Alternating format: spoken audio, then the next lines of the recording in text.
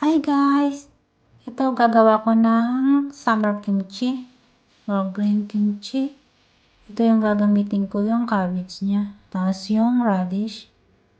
Ito yung ano siya, yung mura pang radish. Malit pa lang. Tsaka yan. Kinat ko na siya guys. Tapos ito, ikakat ko din siya. Same lang ng ano. Ito ganito na siya. Hinugasan ko siya ng 3 beses. Tapos nilagyan ko na siya ng asin. I-mix ko muna yung asin. Ayan, lalagyan ko na siya ng asin. Tapos mix ng complete siya. Ganito yung ginagawa ko para lahat balance yung nalagyan ng asin. Kontrolin din para hindi masyadong maalat kasi pag nahugasan natin medyo nawawala na yung mga dahon niya. Kasi nagtumay na siya sa asin. So, mga 30 minutes lang natin siyang ibabad sa asin. Sa kanya hugasan ulit ng 3 beses. Ayan.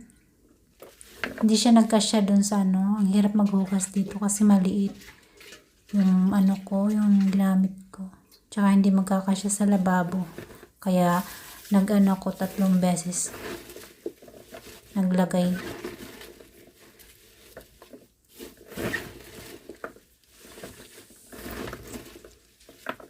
Madali lang siyang gawin pag green kimchi kaysa dun sa red kimchi. Kasi doon ang daming sangkap. Ang daming didikdikin, ihalo ng mga sangkap. Pero ito konti lang. Makikita nyo guys mamaya pag niready ko na yung mga sangkap niya.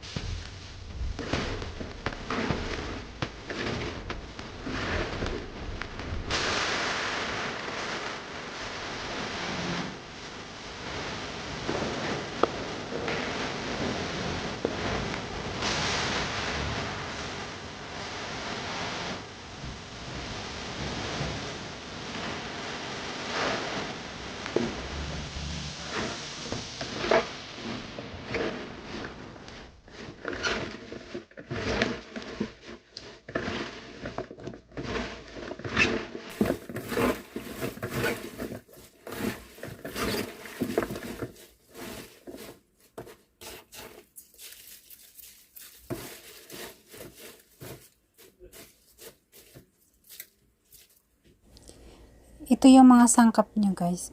Ayan, meron akong green onion, green chili, yung anchovy.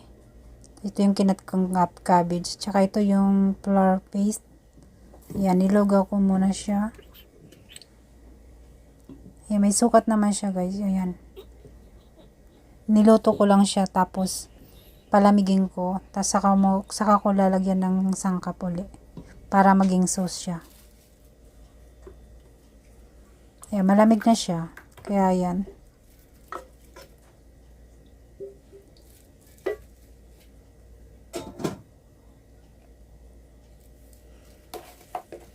Itong nilagay ko ditong yung chili powder, hindi siya maanghang.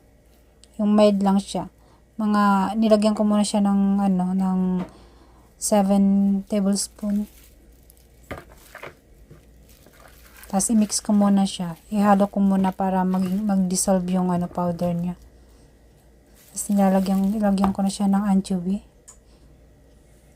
Yung sa atin parang yata to, patis. Dun. I-control na lang para hindi maalat.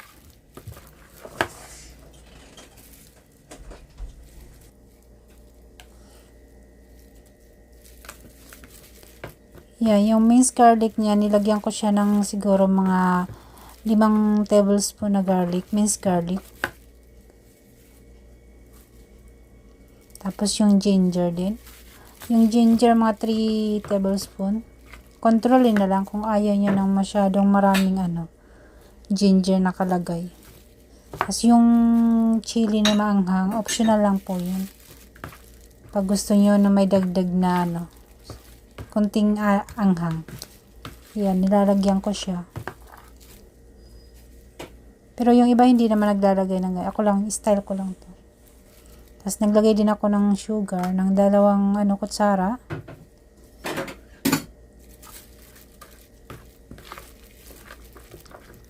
I-mix ko muna siya ng mga 5 minutes para siya. Saka ko ihalo yung gulay. Ito, green onion naman tong i-mix ko. Madali lang siyang gawin pag summer kimchi. Pag ito yung ginagawa ko. Saglit lang siya.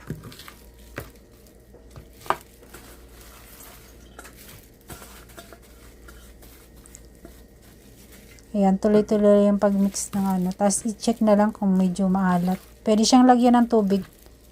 Kung gusto nyo guys. Lagyan nyo ng tubig. Mga siguro kung 4 na cups. Pwede siya kung pag maalat yung gulay. O kaya yung maalat yung pagkagawa nyo ng sauce. Pwede nyo lagyan siya ng tubig.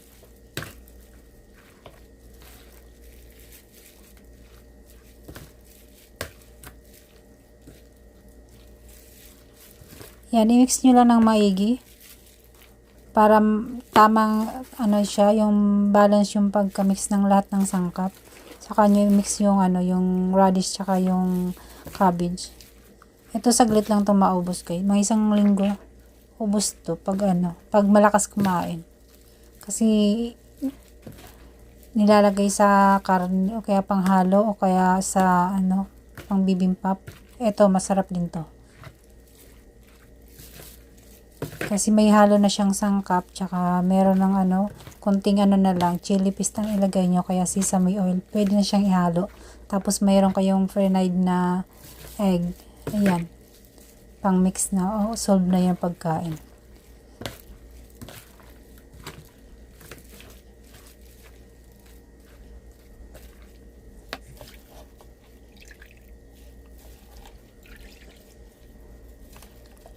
Hindi ko binubuhas lahat yung gulay para ma-chance ako kung kulang yung sauce niya o Kaya minsan dinadalawa kong lagay.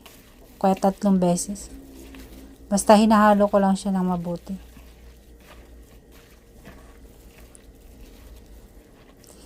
Pag ako ang nagagawa, hindi na ako nagsusukat-sukat. Pero minsan maalat, minsan kaya kailangan tsansahin na lang.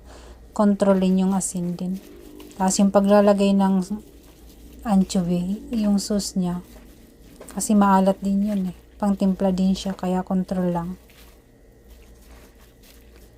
Ito, yung iba dito, pwede kayo maglagay ng water. Kasi gusto nila yung medyo masabaw siya. Pero yung minsan naman gusto namin dry. Ganito yung paggawa.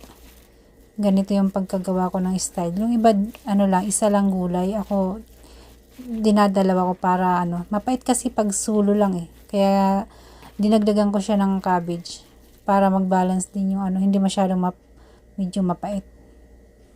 Ayan, tapos na po yung yung summer kimchi. Ayan, ito ginawa ko tong tinapay, nagpa-practice lang ako. Pang-almusal lang namin. Ayan, maraming salamat po. Thank you sa lahat. Salamat po sa mga suporta. Sa mga hindi pa po naka sa channel ko, please subscribe po sa my channel at paki-like na lang po. Salamat. Ito, mamamalingki po kami dito, kaya nagbiyahe.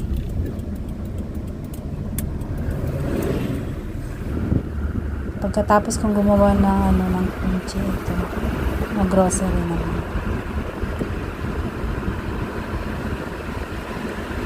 Malapit lang naman dito yung bilihan namin.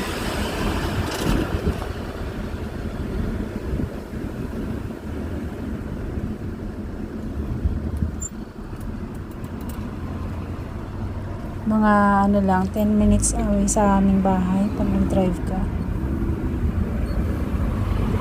Meron namang bilihan dito sa ibaba namin, pero pag maramihan, doon kami namimili sa mall. Ingat-ingat lang din.